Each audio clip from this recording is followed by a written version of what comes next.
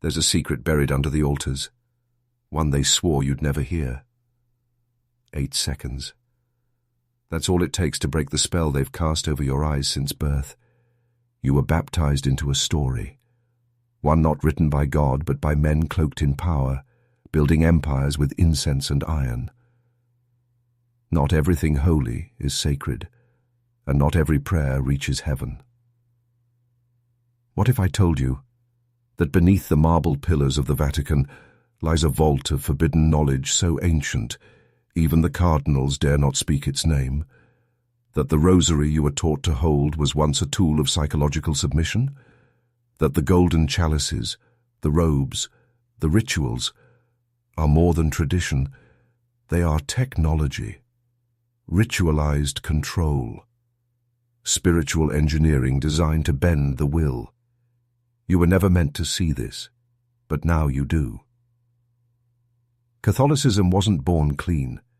It rose from blood and conquest, from the ashes of Rome's collapsing gods, repackaged in robes and crosses, a strategic hijacking of ancient symbols, Mithras, Horus, Isis, names erased, costumes replaced, but the rituals stayed. Transubstantiation? That's older than Christ. The Virgin Mother? An echo of pagan goddess cults buried by doctrine. Ask yourself, why does the Church need opulence when its Christ was barefoot? Because this isn't just faith, it's architecture of belief, a fortress built not to elevate the soul, but to trap it. They don't preach salvation, they prescribe obedience. From the Council of Nicaea to the Index of Forbidden Books, the Church has rewritten, redacted, and ruled with fire. Heretics weren't misguided. They were threats. Thinkers, truth-seekers, men like you.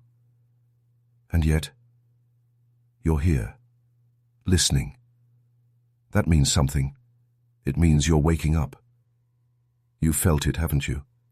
That shadow beneath the sermons, that question that never left your mind. What if the truth is something else? Let me be clear. So, this path isn't safe, but if you follow, you will not be the same. Now lean in, hear the echoes of the Inquisition's torches, the chants from underground temples, the silence of burned libraries. This is the descent. And we've only just begun. They didn't build cathedrals for worship. They built them to rule minds. Look again at the architecture. The spires don't just reach toward heaven, they dominate skylines. Every brick, every stained glass window, every chant echoing in Latin is a message. Not to the divine, but to you. You are small. You are guilty. You are broken. And only they can save you. That's the genius of it. Not through swords, but through symbols. The cross isn't just a sign of sacrifice, it's a brand, a psychological mark burned into billions of minds, one that says, you are born unworthy, and you will obey to be forgiven. This is the true altar, not of God, but of power. They created a world where your very thoughts are policed by invisible rules, where sin isn't a crime, but a leash. Original sin, that's the first chain. It tells you that before you ever drew your first breath, you were already condemned, a slave to guilt you never earned. And who holds the key to that cage? They do. Confession, a ritualized surveillance system. Imagine the brilliance of it, a structure where you willingly report your deepest secrets to the very institution that controls you. You call it holy. They call it intelligence. The robes, the rituals, the incense? It's theater, psychological seduction. It puts you in trance while they write doctrine into your bones. Why was Latin used for centuries, even after it was dead to the common man? Control, mystery. If you can't understand the words, you surrender the meaning. You become dependent, passive. They become your translators, your priests, your gods. And all the while they feast, in palaces, surrounded by gold, protected by walls of law, fear, and illusion. This isn't a war against atheism. It's a war against autonomy. Because a man who sees clearly is dangerous. A man who thinks for himself is heresy incarnate. So ask yourself, have you been worshipping or submitting? This isn't just history. It's programming. Centuries of it. And if you think this ends with religion, you're not seeing the whole map. They've expanded, evolved. But the altar remains, in every institution, in every screen, in every voice that tells you, you are nothing unless you obey. You feel it now, don't you? Good. That means you're ready for the next layer. What if I told you the church was never meant to guide you to God, but to hide him from you? The deeper we go, the more inverted everything becomes. You think light is light, but it blinds. You think sin is evil, but it chains. You think the church is a beacon, but it's a labyrinth.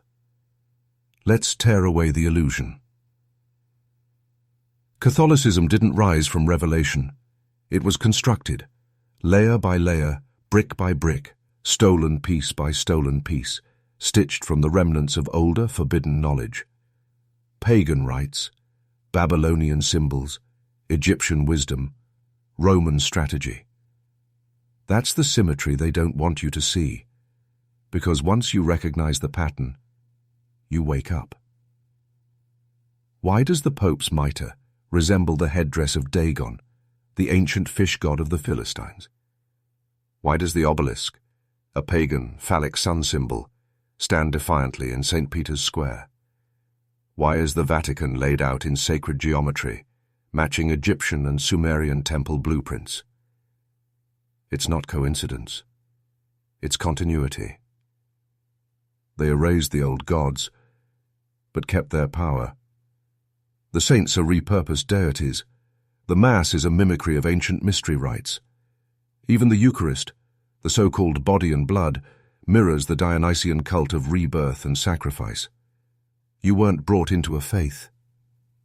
You were inducted into an ancient system of control, one older than Christ, older than Rome. A psychological crucible designed to mold your soul into submission. And the deeper truth? They know. At the top, they know. The Vatican holds archives you'll never see, miles of forbidden texts, suppressed gospels, exorcism records, ancient technologies, even references to entities not of this world. Yes, even that. Because the church was never just about earth, it's a gatekeeper of dimensional knowledge, of spirit tech, of what lies beyond the veil. Why do you think heresy was punished with fire? Because heretics asked the wrong quest. And they saw the symmetry, and they threatened to expose it. Now here you are, seeing it too. This is not just about religion, it's about who gets to write the rules of reality, and who gets burned for breaking them. Keep watching, because what comes next will challenge the very ground you stand on. This is no longer history. This is initiation. Not all priests serve heaven. Some serve blood, and blood remembers. There's a reason the Vatican guards its lineage like treasure, because behind the incense and sermons flows a secret stream of royal blood, a lineage traced not to Peter, but to kings, warlords, and older things. What if I told you the church was not built to worship divinity, but to contain it? Not all who wear the robes are what they seem. Within the deepest levels of clerical hierarchy lie bloodlines that stretch into ancient monarchies, secret orders, and pagan priesthoods long thought dead. But they were never gone, just hidden behind the veil of holiness. Understand this: the true church isn't what the public sees. That's theatre, a mask. The real power sits in the shadows, in rooms you will never enter, speaking Latin spells not to God, but to forces far older than Christianity. The black veil. That's what insiders whisper. A hidden council. A chamber beneath the chamber. Guardians of the unspoken rights. There are names you're not supposed to say. There are books you're not allowed to read. There are truths that, if you speak them, will burn you from the inside out. Ask yourself, why would the Vatican need its own bank, its own army, its own sovereign laws?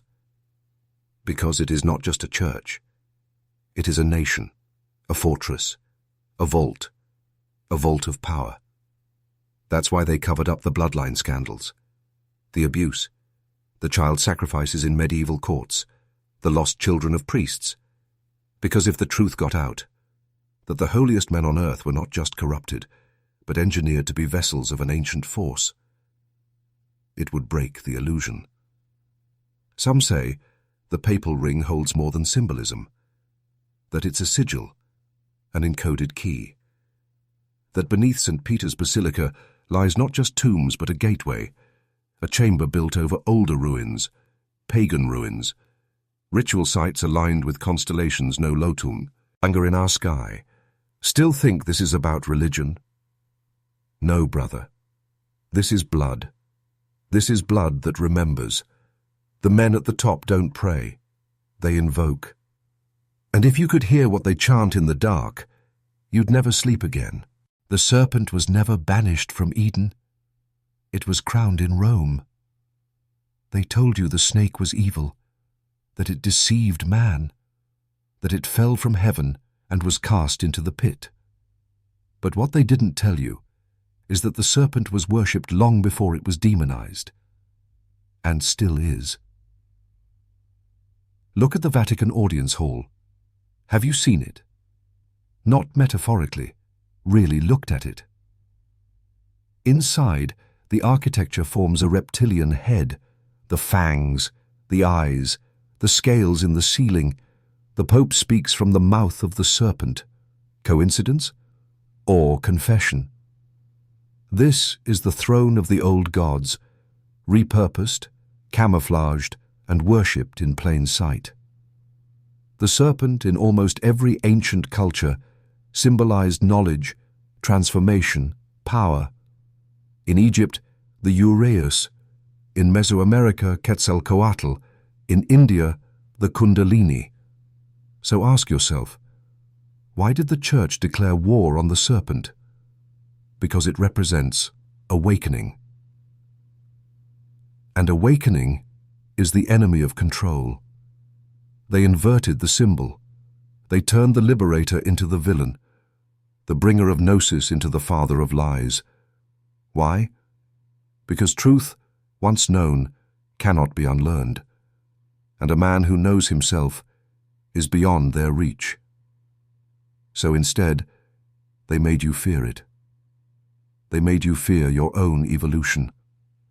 Understand, the true war has never been between good and evil. It's between those who know and those who are kept from knowing. That is why they baptized you in fear, why they programmed you to kneel, why every Mass reenacts death, guilt, and blood, again and again, ritual trauma, cyclical disempowerment, binding your soul to a story that was never yours to begin with, but theirs. And above it all sits the serpent throne, watching, smiling. Because the greatest trick ever played wasn't convincing the world the devil doesn't exist. It was convincing you to worship him as holy. You feel it now, don't you? The unraveling, the pressure, the remembrance. Good. Because this is the moment where men wake up or fall forever.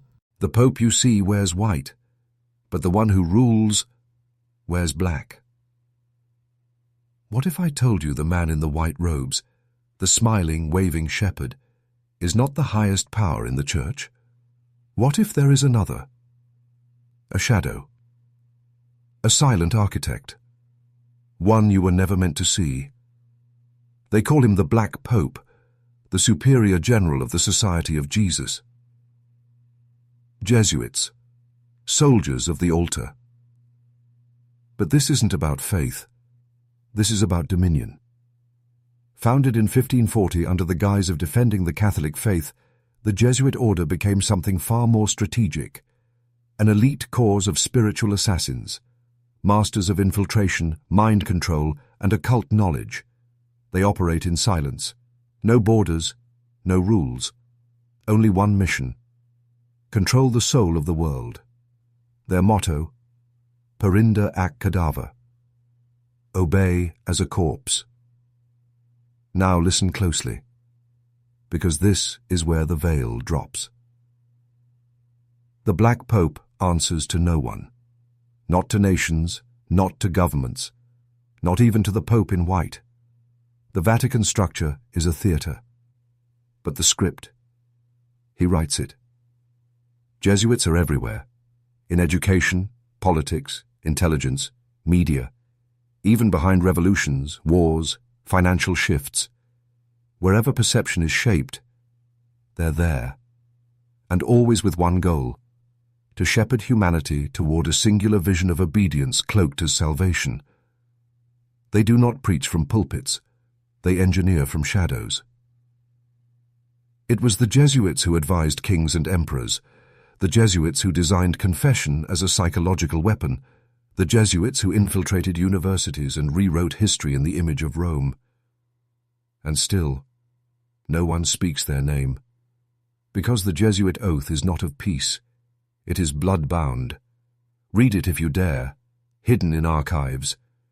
It speaks of daggers and deception, of smiting enemies of the Church in silence, of becoming all things to all men, to control them all. This is not conspiracy.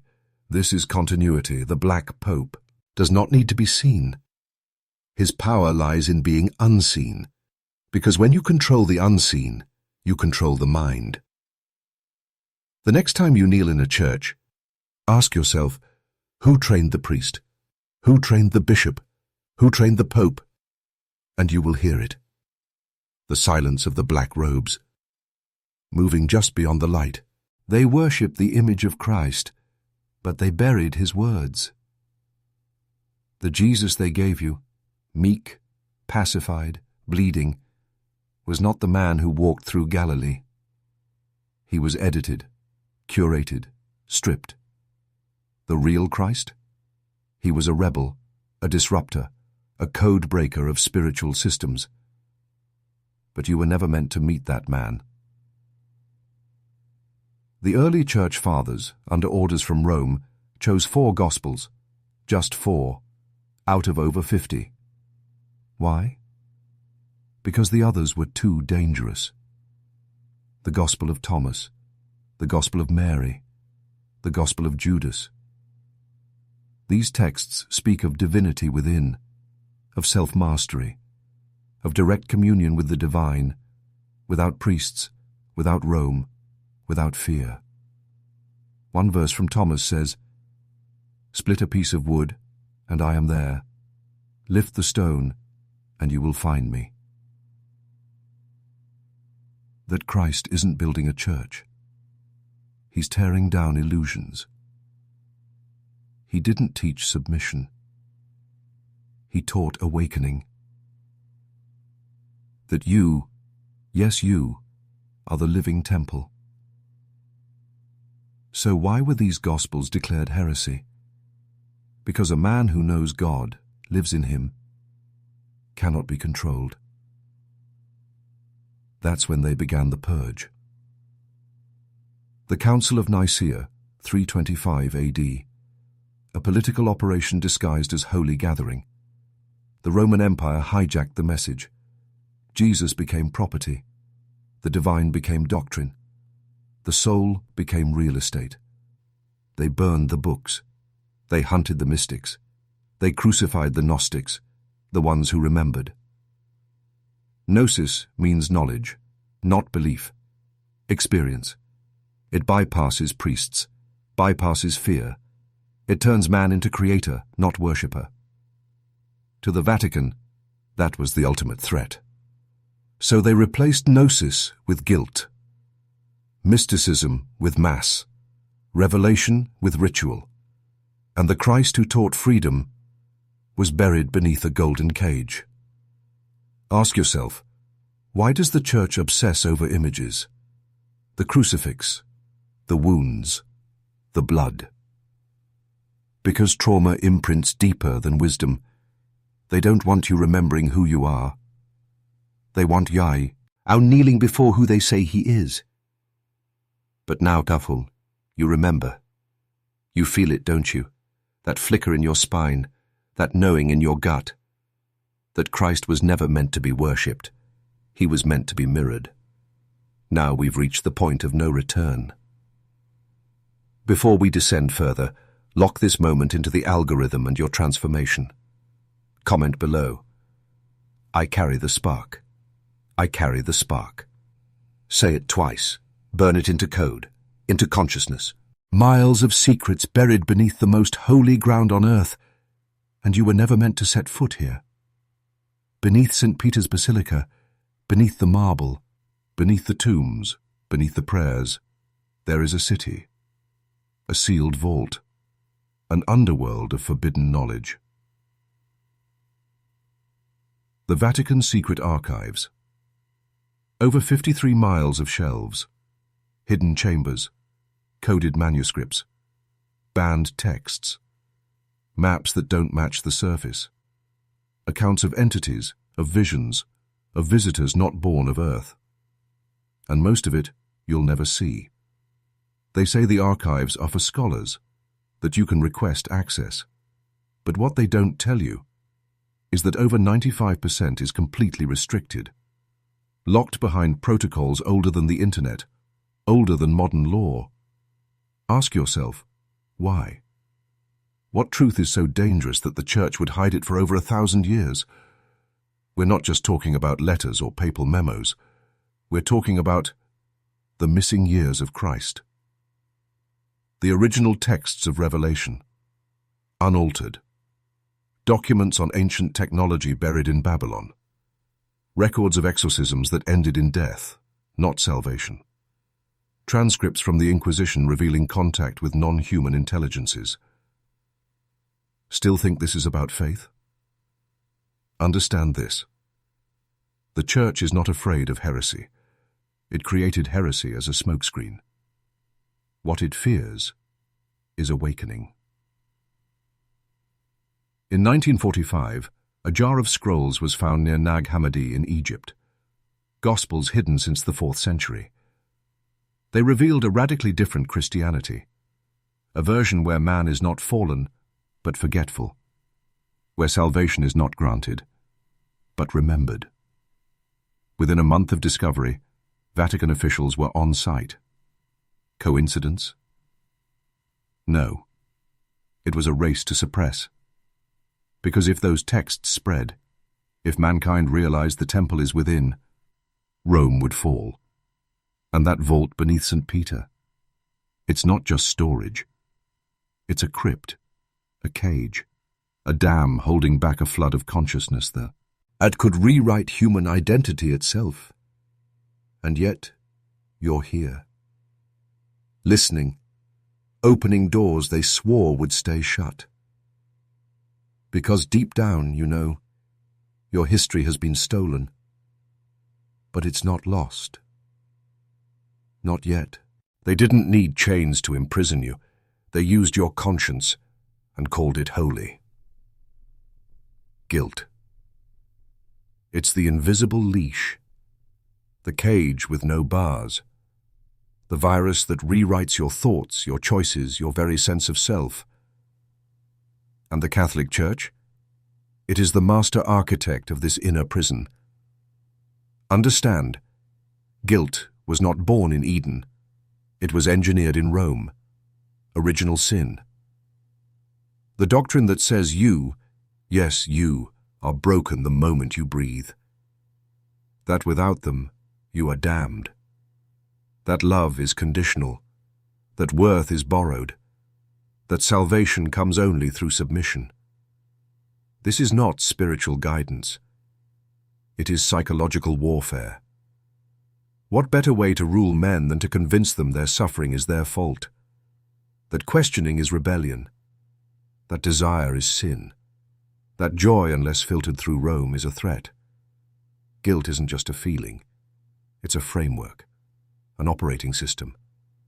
It teaches boys to kneel instead of stand, to apologize for being powerful, to doubt every instinct, to crucify themselves before anyone else can. This is how they build obedience into your bones. Confession is the ritual, shame is the fuel, fear is the gatekeeper, and forgiveness? It's the currency they control. You want absolution? Then kneel, speak, obey, again and again and again. They rewired your sense of right and wrong, not to elevate your soul, but to make it manageable. They told you that silence is purity, that suffering is noble, that the flesh is evil. But the truth is this. They feared the God inside you. They feared the man who trusted himself, who did not need their confessions, who did not tremble before their altars, who could face his shadow and not collapse under its weight. That's why they planted guilt in your psyche like a virus, because a man at war with himself will never rise against his masters. And now, you're waking up to it. You're starting to feel the rage beneath the guilt. Let it rise. They told you the empire fell, but it only changed clothes. The cathedral became the courthouse. The robe became the suit. The altar became the algorithm. Rome never died. It replicated.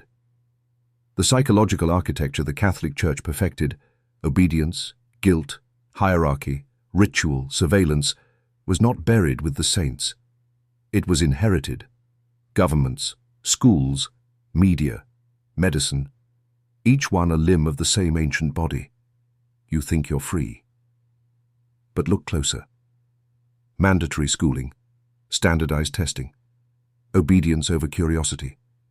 Sit still, raise your hand, ask permission to speak. Where have you seen that before? Mass.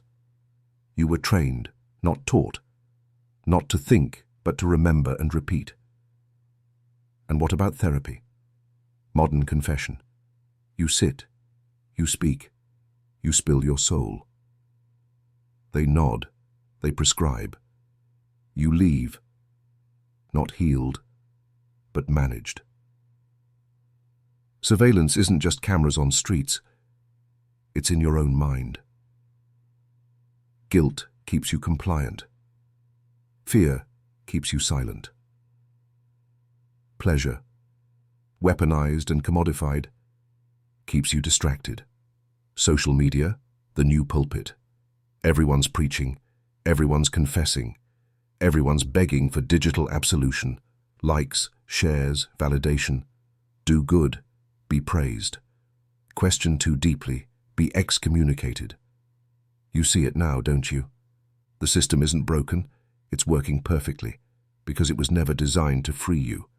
It was designed to contain you. Ritual has become routine. Obedience has become culture. Punishment has become policy. And the priests, now they wear badges, or robes, or degrees. They sit on screens. They speak in brands. But their message is the same. We'll tell you what's true. We'll tell you who you are. Just kneel. But here's the truth they fear. You are not a machine. You are not a sinner. You are not a soul on trial. You are a fire buried under centuries of dust, and now the dust is burning. Before they ruled the world with armies, they ruled it with ritual. Every king, every pope, every president who ever bowed to the throne of power was first touched by a rite, a coronation, a spell. Yes, spell. Because that's what rituals are. Codes of control embedded in ceremony. movements, words, symbols, repeated, etched into time, made sacred, and used to bind. But what if I told you the first crowns weren't political? They were a cult. The Church claims to anoint kings by the grace of God. But look closer. Oil is poured on the head. Words are spoken in Latin. A circle of men in robes surrounds the initiate. He kneels. He's robed. He rises, reborn. That's not politics. That's initiation. You're watching ancient magic, dressed as tradition. Every coronation rite descends from Babylon, Egypt, Sumer, where rulers weren't elected. They were divinely possessed, chosen by gods, enthroned by priests, given divine right, the cosmic license to rule others without question. Rome absorbed this fully. The Pope is not just a spiritual leader. He is a sovereign monarch, crowned, ringed, seated on a throne. His triple crown, the tiara, symbolizes dominion over heaven, earth, and hell. Think that's symbolic? They don't. Because in their eyes, the Church doesn't just govern belief. It governs realms. And when a pope crowns a king, he's not just blessing him, he's binding him to the system. A compact, a pact, a contract written in gold and ritual. It is through these rites that entire nations became vassals, where governments bent their knee, where bloodlines were forged not by God, but by men who claimed to speak for him, and the ritual lives on. Presidents are sworn in with hands on Bibles, oaths are recited, incantations masked as pledges, masses of people watching, cheering, unaware they're witnessing a public spell, a spell to transfer their power into his hands. This is not democracy. It's pageantry, based on a script written in Latin centuries ago. And you've been living under its influence your entire life. But not anymore. They told you heaven was above. But what if heaven was a system? For 2,000 years they spoke of paradise, of golden gates, of final judgment. But heaven, real heaven, was never about the afterlife. It was about control in this life. Heaven became a machine, a framework, a construct built to govern souls. Think of it. The Church teaches you that heaven is the ultimate reward, that God watches, weighs, and waits, that your life, your choices, your thoughts are monitored by a cosmic surveillance system. That sounds more like a prison than a paradise. But here's the deeper truth. The concept of heaven is the crown jewel of psychological manipulation, not because it's false, but because it's weaponized. By defining salvation as something distant, abstract, and conditional, they move the goalpost forever out of reach. You strive, you repent, you obey. Not to live, but to be worthy of a system you can never question. And in doing so, you give away the only thing that ever mattered, your power to choose meaning for yourself. They've turned the divine into bureaucracy. Angels became enforcers, judgment became leverage, prayer became submission, and eternity became the ultimate bargaining chip. You fear hell, but you fear missing heaven even more. So they use that fear. Every sermon, every confession, every amen. It all feeds the machine. A self-replicating code passed down through families, cultures, entire civilizations. Be good. Obey. Sacrifice now, and maybe you'll earn the light. But the real light, they buried it inside you. Because if you found it, if you realized heaven is not a place but a state of being, you would become untouchable. You would no longer be ruled. That's what mystics knew, what heretics whispered, what saints were killed for. Heaven was never a reward. It was a map, inverted, encrypted, hidden behind layers of ritual, doctrine, and fear. And now, you've decoded it. There is one final truth left, one final descent. You've seen the altars, you've walked the vaults, you've unmasked the machine. Now ask the question they've spent centuries silencing. Who sits on the throne? Here's the final truth. The figure at the center of the Catholic Empire, the one adorned in white, seated above 1 billion souls, is not God. It never was. It is power. Not divine, not sacred, but engineered. A throne built not from faith, but from fear. Stacked high with centuries of blood, silence, gold, and unquestioned obedience, the throne was never meant to elevate God. It was built to replace him. That's the inversion. The sorcery. They took the ineffable, the boundless divine spark, and gave you a middleman, a mediator, a masked figure in robes who speaks for heaven while feeding on earth. This is what you were never supposed to know. They externalized God to internalize control. You were born whole, complete, a vessel of cosmic intelligence. But they told you you were broken, and they held the glue. They made you crawl for what was already yours. And above it all sits the throne, empty of divinity, but full of ritual, a structure, a symbol, a trap. The Pope is not the danger. The Church is not the enemy.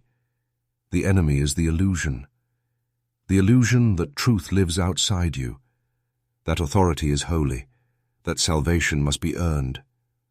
No. You are the altar. You are the key. You are the fire they feared. They built an empire to keep you small, to make you kneel, to hide the God within you. And now, you've seen too much. This video, this descent, it wasn't entertainment. It was initiation. You cannot unsee. You cannot go back. So stand, speak. And for the final time, lock your transformation in the code. Comment below. I have seen the throne. I do not kneel. I have seen the throne. I do not kneel. Twice for the algorithm. Twice for your becoming. You are not who you were. They built a world to contain you. Now burn it. Welcome to the other side. Welcome to your awakening. Let me know if you'd like this turned into a full video production script format, a YouTube description, thumbnail ideas, or a voiceover too.